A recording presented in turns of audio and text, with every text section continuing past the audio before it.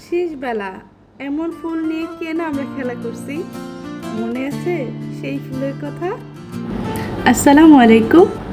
দেশ এবং দেশের বাইরে থেকে যারা আমার ভিডিওটা দেখছেন সবাইকে জানাচ্ছি ওয়েলকাম, মোবারকবাদ।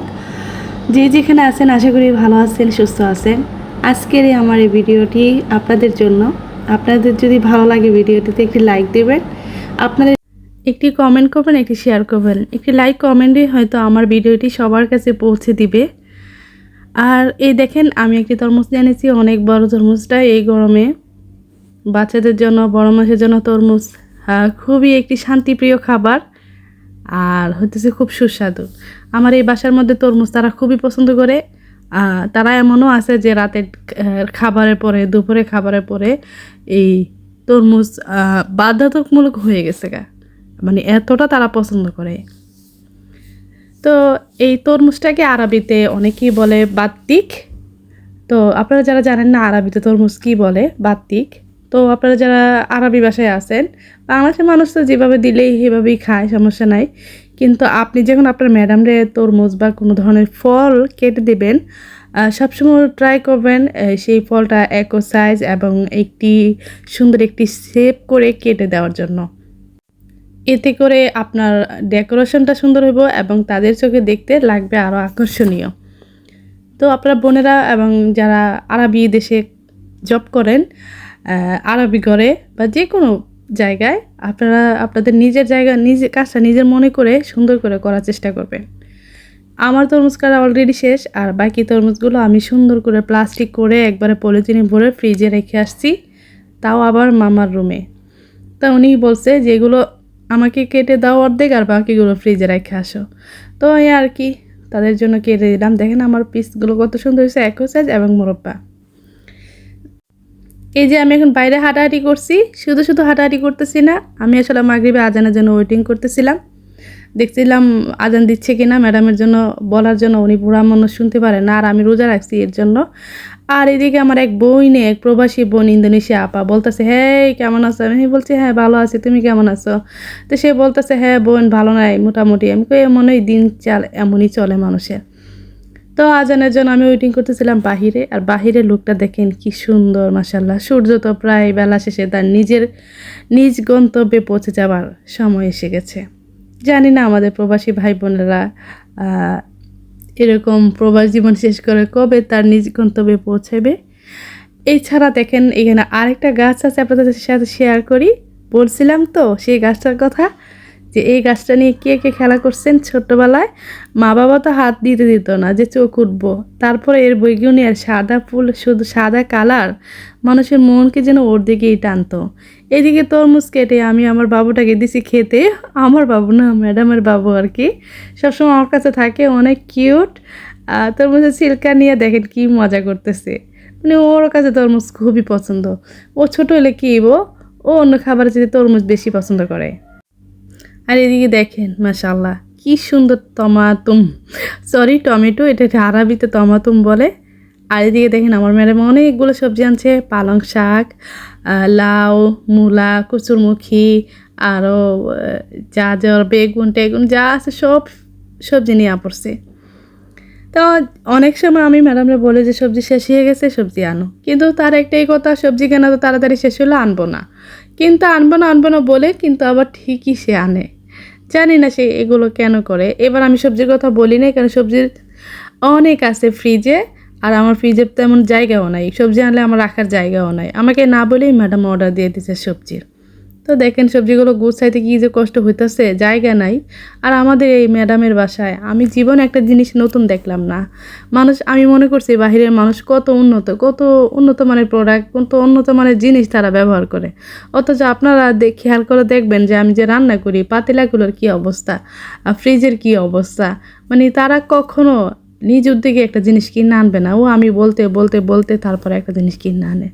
এটা আমি দেখছি বেশিরভাগ আরবিরাই, আবার অনেকেই না, এই আর কি, সাম পিপল হয়তো এরকম।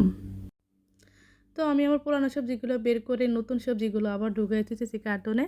এখন আপনারা দেখতেছেন এত বড় কার্টুন ফ্রিজে ঢুকাই দিতে হয়, কারণ হচ্ছে যে ওইটার যে বক্সটা ছিল বক্সটা ভেঙে গেছে। এই রমজান মাসে একটা ফ্রিজে লেগে কী যে কষ্ট করছে আমি কোনো একটা জিনিস রাখতে পারি না, থুইতে পারি না। আপনারা তো জানেন রমজান মাসে মানুষের অনেক রান্না। ওই রান্নাগুলো বাকিটা থেকে গেলে রাখতে হয় বা এই করে সেফটি করে চলা যায়। কিন্তু না, কতবার বলছি ম্যাডাম একটা ফ্রিজ ফ্রিজ অনেক প্রয়োজন। বলতেছে একটা ফ্রিজ তো আছে, এটা নষ্ট হলে এটা ভেঙে গেলে এটা কি ভেঙে গেছে এই সে আরও দুনিয়ার কথা বলে। যাই হোক অনেক কষ্ট করে আর কি জিনিসগুলো গুছাইতেছি, আপনারা দেখতেছেন। আর পেঁয়াজের কাতার মধ্যে যে টমেটো এগুলো নিয়ে থুয়া মাকজানের মধ্যে। মাকজান হচ্ছে আরবি, বাংলা শব্দ হচ্ছে যে আপনার স্টোর রুম, ইংলিশে মনে হয় বলে আর কি আমরা যেখানে জিনিসপত্র রাখি আর কি, মানে ঘর। তো এখানে দেখেন কত তেল, ডাল, চাল, মরিচ সব এখানের মধ্যে বন্দি করে আমি রাখি। এখানে আসলে ফাঁক পালাবার কোনো জায়গা নাই। এখানে এমনও অনেক জিনিস আছে যে তারা খায় না, নষ্ট হয়ে যায়, কাউকে ধরতেও দেয় না, পরবর্তীতে আমরা ফালাই দিই। এই হচ্ছে আরবি পিপলের খাবার। আর এই দেখে নেব আমার বাচ্চাটা আমার সাথে সাথেই থাকে, মাঝে মাঝে কাজে হেল্প করতে চায়, দৌড়াদৌড়ি করে, অনেক ভালো লাগে।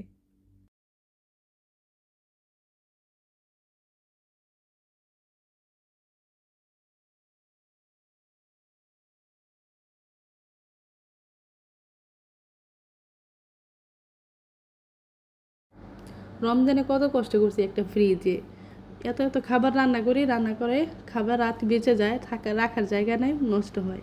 এই যে কালকে এই সবজিগুলো আনছি, পরে আমার এই ফ্রিজে আর কোনো জায়গা নাই, অন্য কিছু একটা খাবার বাড়তি রয়েছে ঢুকাই তো ওর কোনো জায়গা নাই।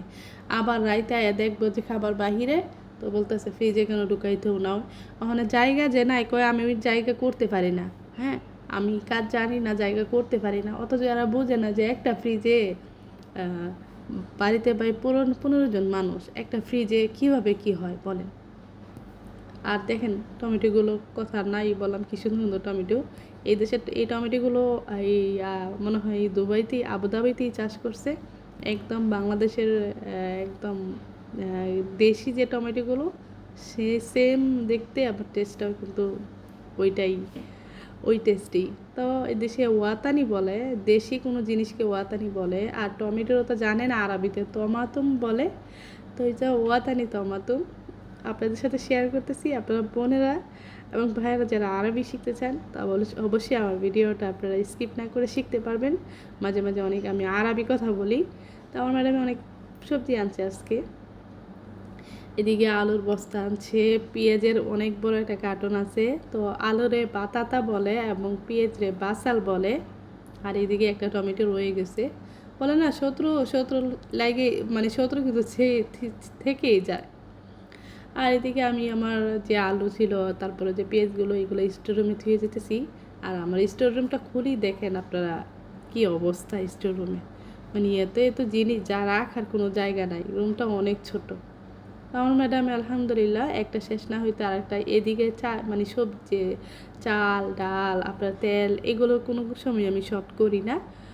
সবসময় উনি এক্সট্রা এক্সট্রা আইনাত হয়। আমার ম্যাডামের একটু মানে বুড়ো বয়স্ক টাইপের, তো উনি ঘরে বসে বসে কি নাই সব শুধু এটি মনে করে উনি সব চাহিদা পূরণ করে এনে থিয়া যায়। এখানে এমনও জিনিস আছে যেগুলো আমরা ধরতে পারি না, খাইতে পারি না, অথচ এখানে নষ্ট হয়। কী করবো। আর এদিকে দেখেন বাচ্চারা এসে কি জ্বালাইতেছে, চাল ধরে, ডাল ধরে, দরজা তালা দেয়। পরে আমি বলতে যে লালা যাও যাও, তো ওর মতো খেলতে গেছে। ওই দেখেন খিওটে টিপ পারে, আবার পড়ছে। সবাই ভালো থাকবেন, সুস্থ থাকবেন এবং আল্লাহ হাফেজ।